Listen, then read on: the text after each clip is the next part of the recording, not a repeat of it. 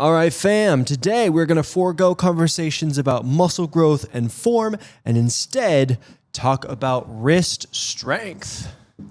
The reason we're talking about wrist strength today is because I'm a big advocate of the push-up. I think knowing how to do a good push-up is probably the single best foundation you can build on the road to establishing a nice, large chest and upper body. And since I talk about push-ups a lot, I get a lot of comments about people experiencing wrist pain while they're trying to do push-ups. And there are a lot of reasons why you could be experiencing some pain in your hands or wrist when you're doing chest presses or dips. So we're going to go over those today. And of course, make sure to like, comment, and subscribe. It helps me out a whole bunch and lets me get these videos out to more people.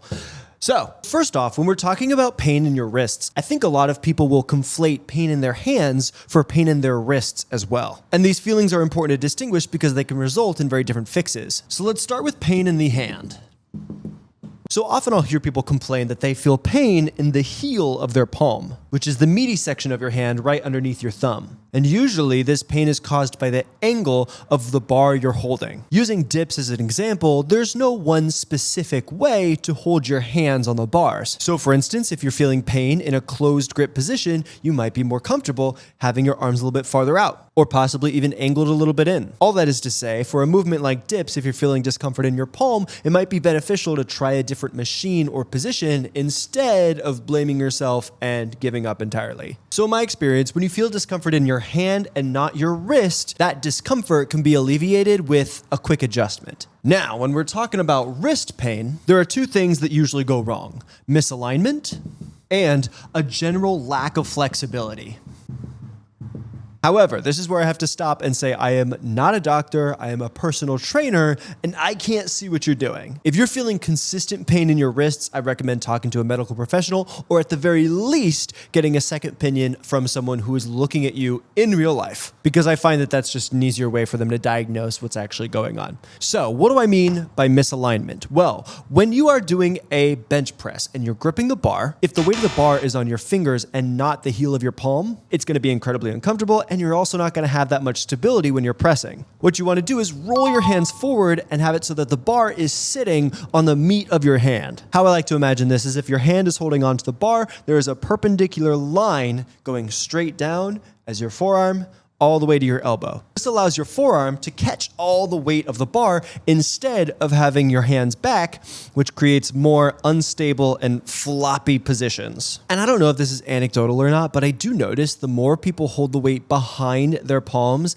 the more they misalign the rest of their body. They start curving their back really bad and their entire position starts to crumble on themselves. I don't know what that's all about, but it's all bad, so control your wrists. And this isn't just about chest presses. Virtually any time you are lifting a heavy weight, whether it's shoulder presses or seated presses, the rule of thumb, or the rule of hand in this case, is that you want your wrist to be a powerful extension from your forearm. To quote the wise words of my father, none of this, none of that.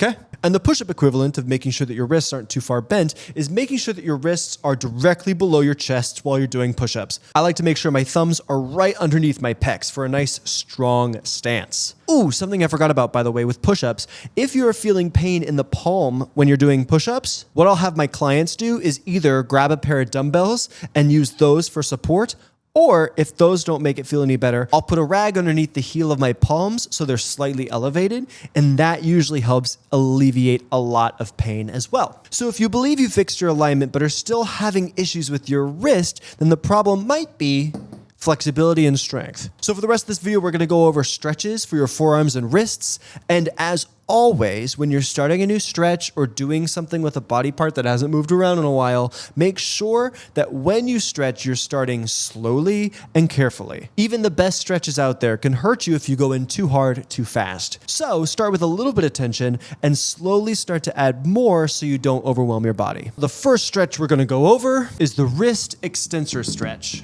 I'm starting with this one because I think it's the least common and I wish more people did it. For this, you're going to start on your knees with the back of your hands on the ground. Next, you're gonna straighten your arms, and then you're gonna slowly apply your body weight. If you wanna challenge yourself even more, you can lean gently from side to side. Don't go crazy, it's just a casual lean, applying more body weight from one arm to the other. If you can hold this for about 30 seconds without much difficulty, what I would recommend doing after that is curling up your fingers, because that's gonna create more tension in your wrist and make the stretch much more powerful. Another variation of this is reversing your direction. So instead of your fingers pointing towards each other, they point out away from the body. Same rules, keep your arms straight, apply body weight, lean side to side, curl the fingers, you get it. That's a great stretch. Hold that for 30 seconds and then move on. This next stretch we have is definitely the most popular, but I don't like the version that everyone does. And I'm talking about the wrist flexor stretch.